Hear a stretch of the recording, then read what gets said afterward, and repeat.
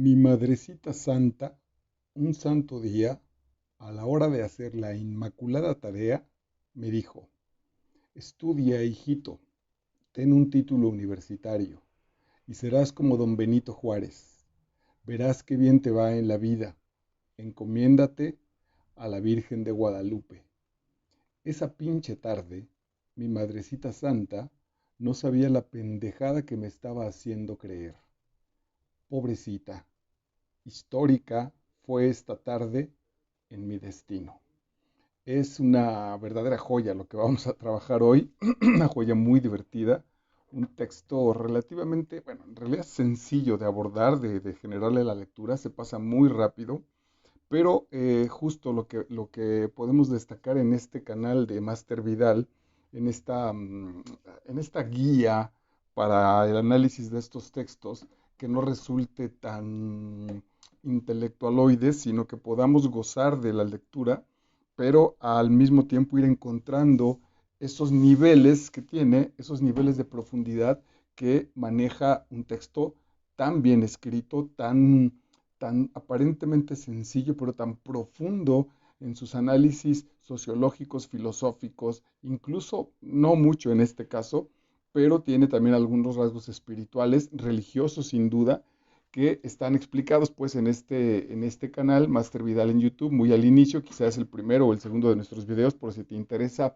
esta estructura literaria, esta herramienta con la que voy entrando a los textos literarios y que nos permite encontrar la riqueza que no está en la superficie y que tampoco es un asunto de volverse loco y de generar muchas mayores lecturas, no es un proceso cansado, es un proceso relativamente sencillo que nos permite adentrarnos y que vuelve mucho más enriquecedor el texto literario. También aquí trabajamos textos de desarrollo personal, pero bueno, ahora vamos a trabajar esta bella novela, breve, como te decía hace un momento, pero profunda, muy dolorosa en muchos sentidos y muy divertida también en muchos otros, que con el título, o incluso va este título tan juguetón que seguramente va a resultar, que se llama Pantaletas. Pantaletas es esta maravillosa novela de Armando Ramírez en este canal y le ha ido muy bien en las vistas. Tenemos Chin Chin el Teporocho, el gran clásico del maestro Armando Ramírez, y ahora vamos a trabajar Pantaletas y seguramente muy pronto trabajaremos también otra joya que es Quinceañera. Armando Ramírez nació el 7 de abril de 1952 y falleció el 10 de julio del año 2019. Relativamente hace poco nació y falleció en la Ciudad de México. Eh, ¿Qué tiene pues este texto de Pantaletas? Armando se declaró y lo trabajó así como él nació en el barrio de Tepito y ahí desarrolló toda su vida en realidad. Y incluso cuando le fue bien, hasta donde sé, permaneció viviendo ahí en medio de ese barrio tan singular y fue un gran relator de la Ciudad de México. Y la retrató de manera muy correcta. Ahora, de manera muy correcta quiere decir de manera muy precisa. ¿Qué tiene de particular la literatura de Ramírez? Que en los cuadros que él nos muestra, básicamente de la Ciudad de México, de los barrios, de la gente de la Ciudad de México, podemos ver a través de esos cuadros, a través de esa pintura narrativa que son sus textos, podemos ver el desarrollo cultural, el nivel existencial de todo un país, de toda una cultura, de toda una sociedad muy, muy marcada pues en ese estatus socioeconómico de la clase baja o de la clase media baja, que caracteriza las novelas de Ramírez, y estas profundas contradicciones y muchas ocasiones esta violencia brutal intrasociedad mexicana, entre las clases sociales, posiblemente entre algunos barrios. Manifiesta un clasismo espantoso y disfrazado de este otro tema que se ha trabajado en la literatura mexicana y en la sociología mexicana, que es el desmadre. Sus personajes están llenos de desmadre, pero al mismo tiempo de dolor. Este brutal agridulce, estas carcajadas, diría Octavio Paz, en El laberinto de la soledad, que también lo tenemos desarrollado aquí, estas carcajadas que representan una máscara, que en realidad son una máscara que se parte, que se, que se hace pedazos en el rostro y que profundamente nos lastima, por lo cual intentamos, cuando menos en el machismo mexicano, que esta máscara no se deshaga. Y bueno, desde el título entonces de esta novela que se llama Pantaletas, Ramírez pretende, va desde las voces de los mercaderes, de los comerciantes ambulantes, de esta gente que se tiende en una banqueta a vender, que hace una tranza, y me refiero a cuando es tranza, no necesariamente con trampas, sino no pasa por el lado oficial porque está burocratizado, está también corrupto, y entonces a la orilla de esa oficialidad es entonces que se vende en las calles el producto que sea y que se tranza y que se mueve y para una especie de una sobrevivencia que permita relativamente una vida digna. Entonces está cargada de todos los capítulos empiezan con una especie de merolico, con una voz escrita que está a la venta, que está poniendo a la venta estas pantaletas, que si vamos al asunto profundo, es de nuevo una cuestión muy paradójica y muy linda como estas pantaletas que pueden resultar una parte íntima, particularmente en esta novela, están desarrolladas pues para gente mayor, ¿no? Para gente que está descuidada por el mundo comercial, por el mundo cultural, por el mundo del prestigio, estas señoras excedidas de peso, muy mexicanas, sin duda alguna, en términos de raza, de situación biológica, no encuentran fácilmente las tallas y entonces por fuera siempre hay una manera en la que el mexicano podrá resolver las cosas a partir de esto. Entonces, va desde la voz del merolico hasta los asuntos políticos y hasta los asuntos que en el lenguaje que se revisa en la novela, que se muestra en la novela,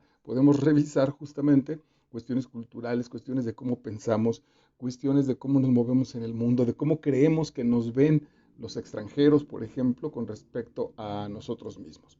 Y esto con lo que abrí esta explicación me parece una joya del lenguaje que usa Ramírez.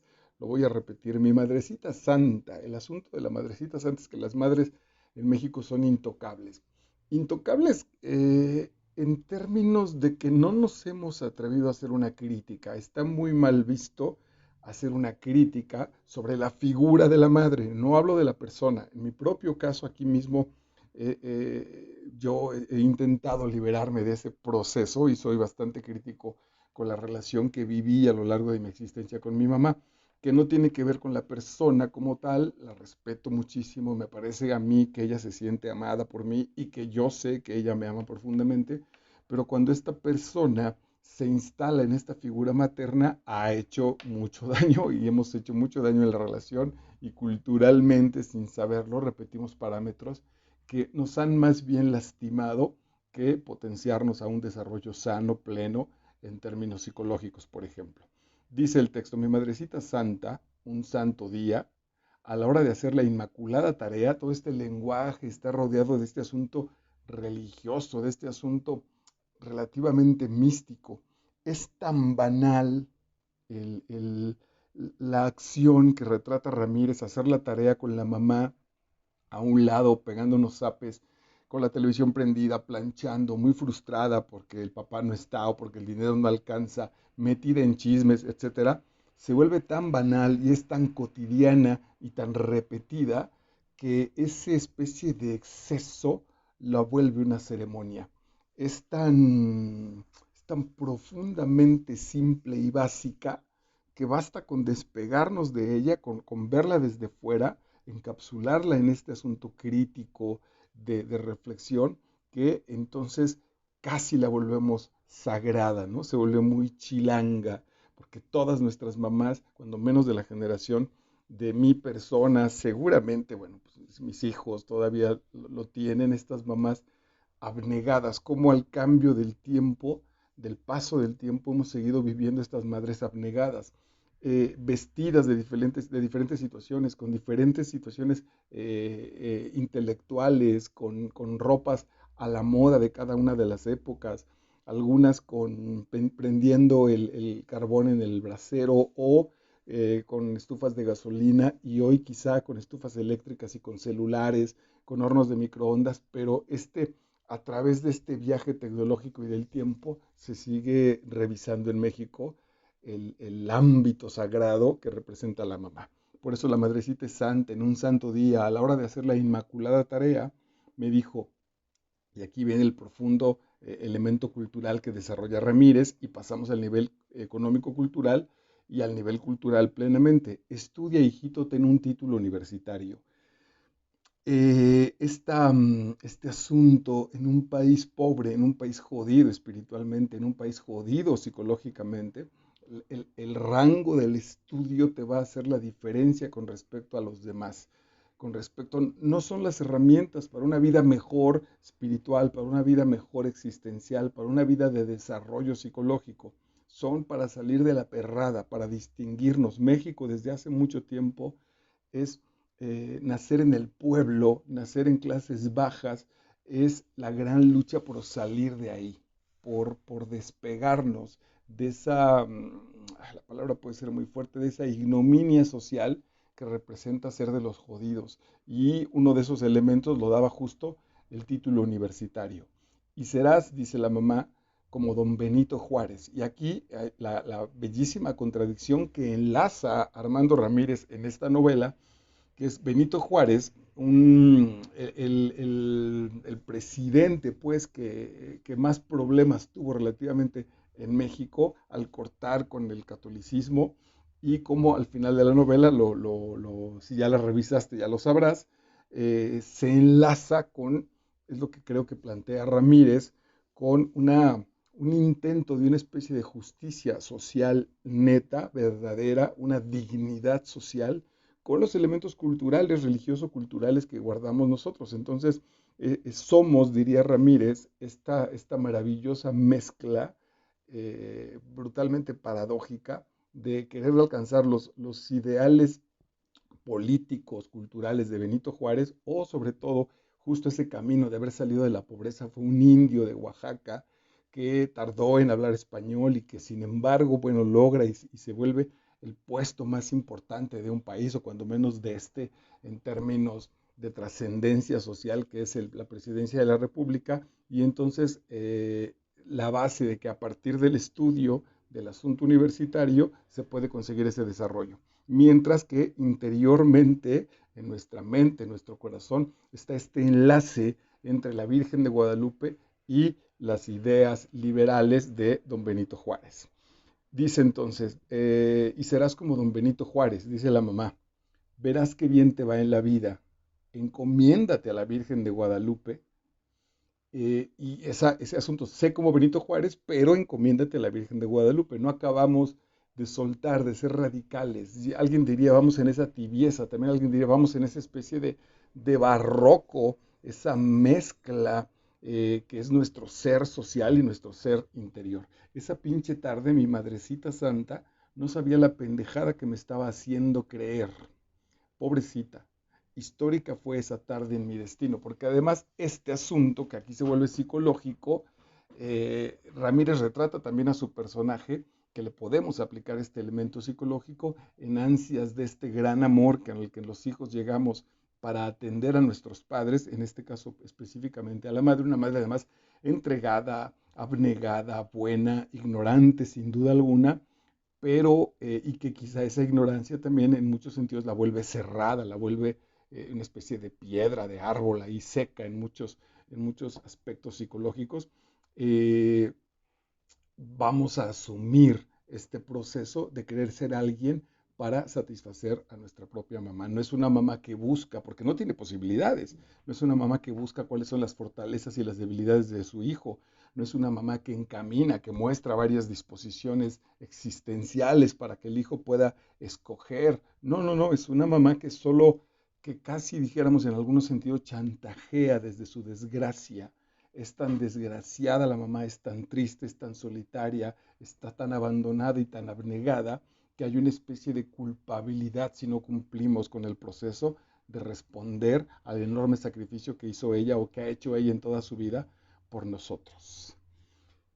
Dice Ramírez, fíjense, como el gran enlace, el gran chiste a mí me parece, el gran descubrimiento y el gozo enorme de las novelas de Armando Ramírez es que, aunque la pasamos muy bien y son sencillas en su lectura, tienen una profundidad sociológica guardada que tampoco es tan complicado encontrar. Mentir en este país es algo natural. Este país es México, sin duda. Mentir en este país es algo natural. Y la chancla es una joya, es es el apodo que tiene esta brutal mujer joven con la que nuestro personaje, que ya hay un gag también muy divertido, el personaje se llama El Maciosare, como el fragmento de nuestro himno nacional.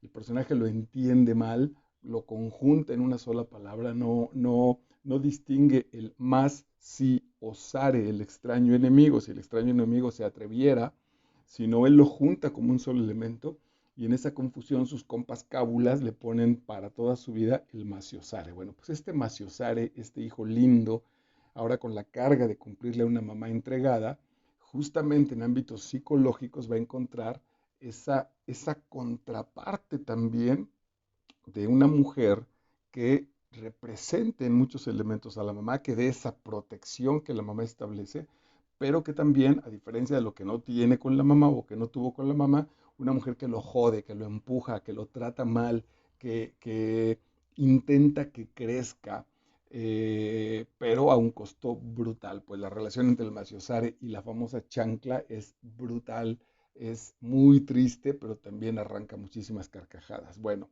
en este país mentir es algo natural y la chancla hacía honor a su estirpe, a su identidad cultural.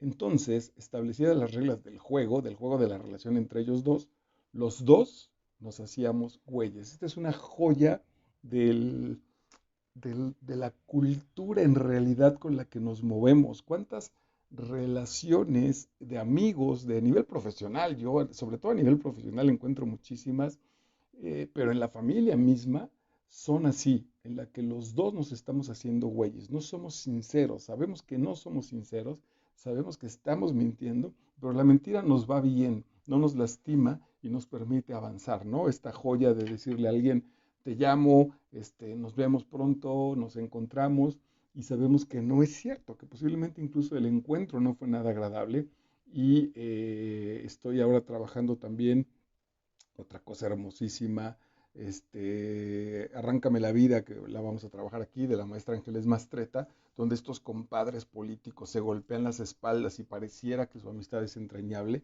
cuando en realidad muchas veces es hasta con un cuchillo en la mano. Entonces, ahora, todo eso tiene un código, es decir, no nos hacemos güeyes nada más porque sí. Hay un código que permite que nos hagamos tontos en estas relaciones o en estos compromisos profesionales. La escuela, es el objetivo para triunfar en la vida, esta vieja ideología. Mi madre lo creía como un dogma o la escuela. Ellos no sabían que la escuela, los padres del Maciosare, no sabían que la escuela sería mi perdición.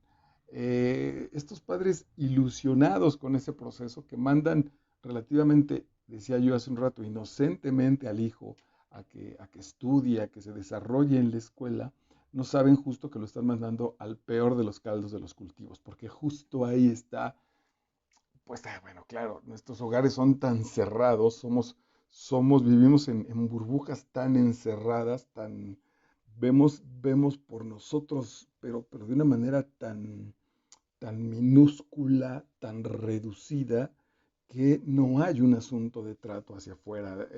Casi podríamos decir que nuestros vecinos no nos importan. Mientras yo esté bien, el mundo literalmente se puede joder. Bueno, pues de esos hogares tan egoístas, tan encerrados, tan ignorantes, la escuela lo que hace es juntar a muchos de los hijos, o a todos los hijos de esos hogares. Y ese caldo de cultivo y esas relaciones y ese manejo de información va a ir creando a su vez una cultura nacional, una cultura de que va a retratar una manera de vivir y de resolver las cosas en este país. Eh, Ramírez ha leído, sin duda, el hecho de que juegue con estas palabras, que use muchas groserías, que haga muchos chistes con el lenguaje, que haga sus piruetas cómicas en el texto, no está peleado con que el tipo ha revisado la literatura. Aquí hay una joya de relación con otro texto. Dice, y yo miraba el embarcadero como un corazón en las tinieblas. La relación con el corazón en las tinieblas de Joseph Conrad es maravillosa porque si ya leímos El corazón en las tinieblas, que ya lo tenemos trabajado aquí, y vemos el brutal viaje existencial ante una realidad espantosa que es la que atraviesa ese barco, simbolizando el asunto de la luz occidental, de la razón, frente a la pulsión vital, violenta, agresiva, de sangre, de calor, por el cual atraviesa ese barco en el corazón de las tinieblas. Aquí, el Macio Sare dice, estaba en el embarcadero era la posibilidad de casarse con la chancla, una mujer tan perversa, tan espantosa en muchos sentidos, que él dice, se parecía esto a la novela del corazón en las tinieblas. Casarme con esta mujer era asumir que entraba yo a esta situación del corazón en las tinieblas. Y el enlace literario es muy fino, pero además no porque es una presunción, sino porque es muy preciso, porque en realidad sí, meterse con esa mujer es entrar al corazón de las tinieblas. Ahora que hay un detalle importante, culturalmente el buen Maciosare, aunque también está lleno de buenas intenciones, como muchos de nosotros en este país, la realidad es que no es muy amplia. La posibilidad no es un universo lleno de situaciones a desarrollar. Casi somos una especie de condenados sociales si hemos nacido en esa determinación y te empiezas a comprar dos o tres, aquí estaba la palabra que usa dogmas, dos o tres dogmas culturales de México, tus posibilidades de voltear y de ver hacia otros lados, en realidad es que no son muy grandes. Bueno, me sentía como mi mexiquito, el enlace también con respecto al personaje y el asunto cultural de identidad social con respecto al país es una joya. Me sentía como mi mexiquito, todos lo pendejeaban, como los héroes de nuestra historia patria, perdedores. No importa si es de aquí hacia arriba o de arriba hacia abajo, si es de general a particular o de particular a general, en un ambiente sistémico, en un sistema como es esta novela y como esta novela viene también de un sistema que es la vida cultural mexicana, en este rango social como lo había establecido hace un rato, cualquier elemento representa al sistema y el sistema tiene los elementos que lo justifican, tiene los elementos que lo asumen, no tiene elementos extraños. Y entonces nosotros, cada uno de estos elementos, cada uno de estos chicos, pendejeado por la banda, pendejeado por sus papás, pendejeado por el trabajo, explotado por una cuestión social, humillado por las mujeres, representa al país. El país está así. Yo decía, no importa si es de aquí para allá o de acá para acá, o de acá para allá, porque básicamente es lo mismo. No importa si me comporto así porque soy mexicano o mi comportamiento es lo que va haciendo que se distinga eso mexicano. El asunto es que se corresponden y en ambas son situaciones relativamente pobres, son situaciones relativamente agresivas, son situaciones que nos representan brutalmente en la onda cultural, en la onda de nuestros valores, cargados de envidia, de violencia, de desmadre, de doble cara, que esos son como los valores sociales, los que tenemos cuando nos juntamos, cuando hacemos grupo en México, esos valores son los que permean. Y entonces, esto por eso me encanta. Dice, me sentía, dice el Maciosare, como mi México. Todos lo pendejeaban, no todos pendejan a México, como los héroes de nuestra historia patria, perdedores. Brutal. Como por otro lado, asumimos ese cambio, cómo le entramos a esa posibilidad de salir de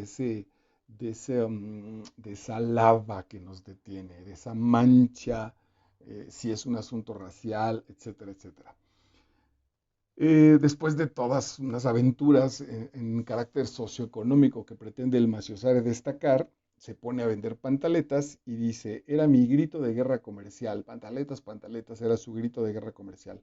Había descubierto mi vocación, que no había estado en la escuela, como decía papá y mamá, microempresario en las estaciones del metro. Y el Ramírez vuelve a poner una joya espléndida, pues lo que representa como tal nuestro lenguaje microempresario pero en las estaciones del metro. El lenguaje es esa cosa maravillosa es que irremediablemente retrata un ser y retrata una verdad, por más que el lenguaje, en términos de lo que escribimos y decimos, pretenda escabullirse de esa realidad y la vuelve una tremenda paradoja, ¿no? Agridulce, sin duda alguna.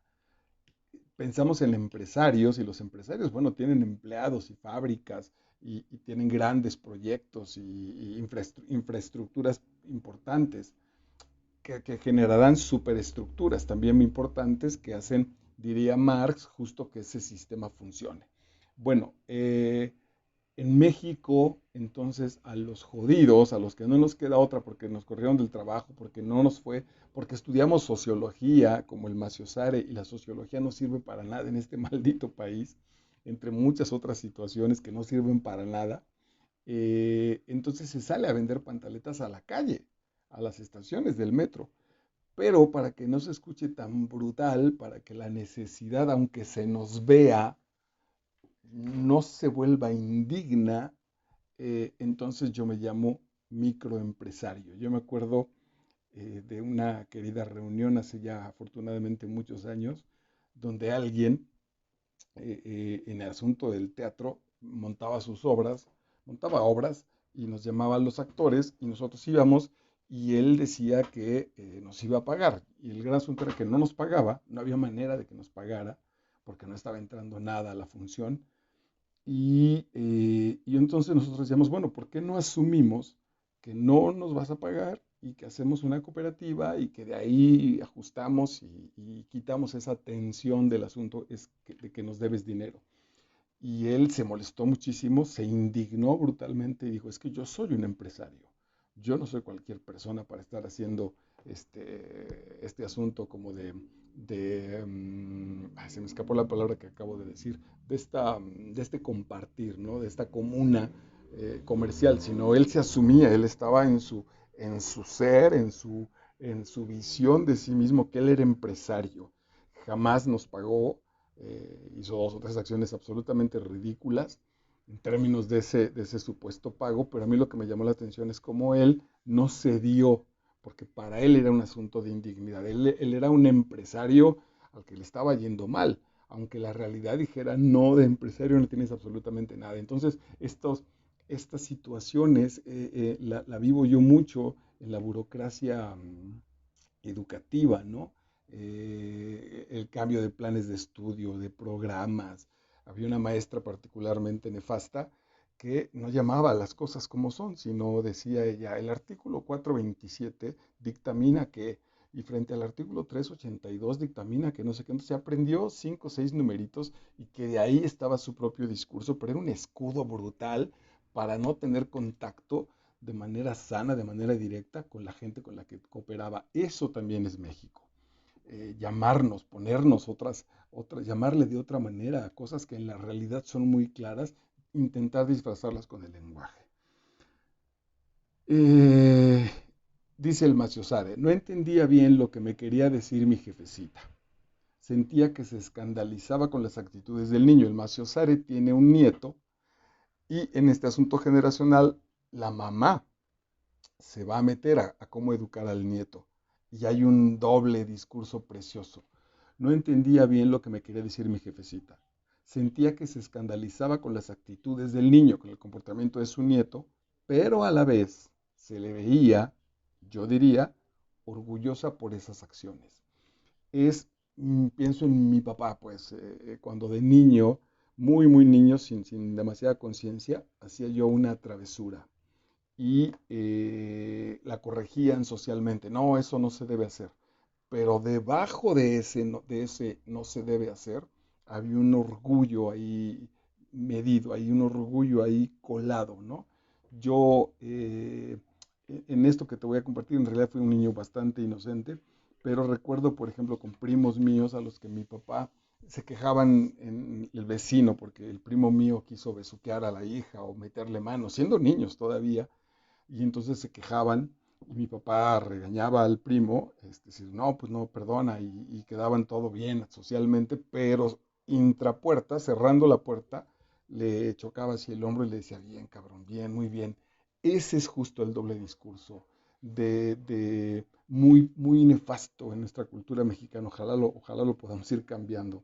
De, de te chingué, de socialmente pongo carita de ok, me arrepiento, pero debajo de esa carita hay un te chingué muy cultural, ¿no? También desarrollado, como ya lo decía aquí en El laberinto de la soledad por el maestro Octavio Paz, de este personaje ah, con mirada de que no pasa nada, pero que en el fondo se sabe lleno de odio y sabe que está aprovechando la oportunidad para joder al otro, de este asunto traidor, de este asunto que los sociólogos establecen que tiene que ver con culturas invadidas, con culturas violentadas y con una estructura socioeconómica radicalmente perversa, muy nefasta, donde él afuera va a intentar representar lo que en el fondo no quiero que se note, pues justo estos chicos, por ejemplo, adolescentes, yo fui uno de ellos, no tan excedido, pero sé de qué va, que intentamos usar la ropa de marca, las más caras, sabiendo que traemos los calzones más baratos, por ejemplo, o que en mi casa yo encontraba que decía un amigo mío, dije en mi casa por decir mi comunidad, de que él era muy feliz cuando llegaba a mi casa, mi mamá lo notaba porque comía mucha fruta y él me lo decía, me gusta mucho tu casa porque en tu casa hay fruta, en mi casa nunca hay fruta. Y yo le decía, güey, ¿y por qué no te compras un poco de fruta si es que traes pues tu chamarra de marca y tus tenis más caros y tu pantalón más caro? Y me dijo, pues porque ya no me alcanza. Entonces el asunto es que no da prestigio comerse un mango en la mesa y sí da mucho prestigio traer ese pantalón o esos tenis caros. Y eso sigue estando en nuestro pensamiento. Es esa doble moral, ese doble discurso. Y finalmente en esta novela breve, muy divertida, de mucha profundidad en términos de la cultura mexicana, que por eso es muy recomendable, Pantaletas de Armando Ramírez, cierro con esta cita. Con esta acaba la novela. Dice, nos espera en el tercer milenio, pero Dios mediante con la mística del carruaje juariano lo haremos. ¿Qué nos espera para llegar a ese tercer milenio? ¿Hacia dónde vamos como mexicanos? ¿Hacia dónde nos dirigimos culturalmente? ¿Cómo vamos a resolver nuestras situaciones existenciales, nuestras situaciones culturales, religiosas, filosóficas, etcétera? Y dice Ramírez, en plan cotorro, pero también muy neto con respecto a su novela y a su personaje, que está representado porque tiene el apodo del himno nacional, se llama el Maciosare, pues. Nos espera en el tercer milenio, pero Dios mediante con la mística del carruaje juariano, es decir, de Juárez, la haremos. Con decirle que mi hijo que viene en camino se va a llamar Benito, no como Mussolini, sino como don Benito Juárez.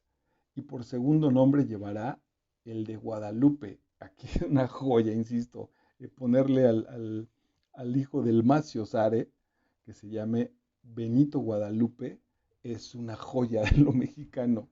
Eh, es que Ramírez no parecería porque nos está diciendo exactamente lo mismo que Octavio Paz, pero desde la botana, desde el cotorreo, desde lo ligero. Por eso es importante encontrar los dos, para no pasar nada más, como decían algunos de mis alumnos cuando abordamos a Ramírez, o los papás hacían esta crítica cuando leían las novelas junto con sus hijos, de que no había nada importante en las novelas, en Chin el Teporocho, en Quinceañera, en El Califa, en esta misma de Pantaletas, que era literatura que no enseñaba nada. No, no es que no enseñe, es que es un brutal espejo al cual no te quieres asomar. Cuando revisamos la literatura de Ramírez, hay un espejo en la literatura de Ramírez. Y diría Molière, nos hacemos tontos cómicamente y entonces apuntamos a que conocemos los personajes de esa novela, pero ninguno de nuestros dedos señala para nosotros mismos. En la novela de Ramírez distingo a mi tía María y al primo y al compadre y a mis amigos, pero no me reviso y no me distingo a mí mismo porque es profundamente doloroso. En ensayos mucho más filosóficos, mucho más profundos, sí asumen esa determinación.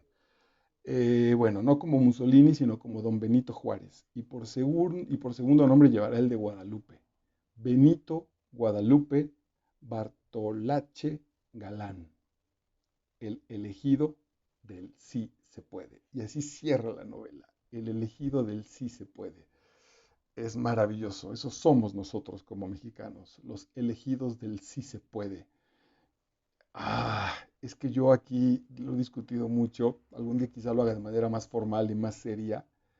eh, no es el arrojo de Heidegger, no es el Dasein de Heidegger que está expuesto a un mundo al cual le tiene que encontrar él la propia autenticidad para desarrollarse en un mundo que ya viene dado, que ya está predeterminado. La predeterminación de nuestro Maciosare está dada por la humillación. Decía mi psicólogo, y creo que lo decía de manera muy, muy precisa, los mexicanos no venimos en cero, venimos en menos algo, venimos en -6. Nuestra cultura, nuestro Dasein arrojado, no está puesto de manera existencial. Sin duda sí lo está, pues, pero no tiene que resolver como el Dasein de Heidegger, como el Dasein alemán, por qué estoy haciendo la guerra, qué sentido tiene el mundo, qué importancia es la trascendentalidad de la vida. Nuestro Dasein, nuestro Maciosare arrojado en un barrio de Lagunilla, en Tepito, e incluso yo diría casi en toda la Ciudad de México, tiene que luchar a quién me agandallo, de qué me aprovecho, sobre qué me pongo más listo para comer, para, para no sentirme humillado, de qué me escapo para que los perros callejeros no me ladren, para que las banditas no me asalten, para que mi vieja no me engañe, y etcétera. Vivimos en una especie de aventura virtual donde el gran elemento que nos jode muchísimo es nuestra propia cultura. Desde ahí entonces es muy complicado salir a participar, por ejemplo, a competir de manera relativamente sana con otras estructuras sociales, con otros países. Eh, yo lo vivo de manera cotidiana con los grupos con los que de pronto aparecen, bueno, con los grupos sociales y con los grupos profesionales, pero particularmente con uno con el que tengo la oportunidad de viajar a otros países, donde parecería que nos odiamos, pero al final de cuentas terminamos siendo muy, muy solidarios, muy enternecidos. A la hora de los madrazos siempre estamos juntos, como una familia, literalmente en un grupo social nos comportamos como una familia y se nos nota muchísimo estas características de lo mexicano.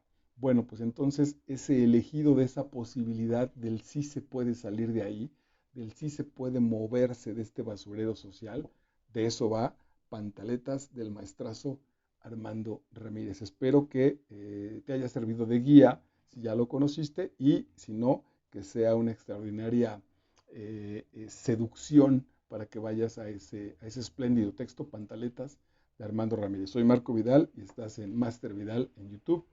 Nos encontramos en la próxima sesión. Gracias.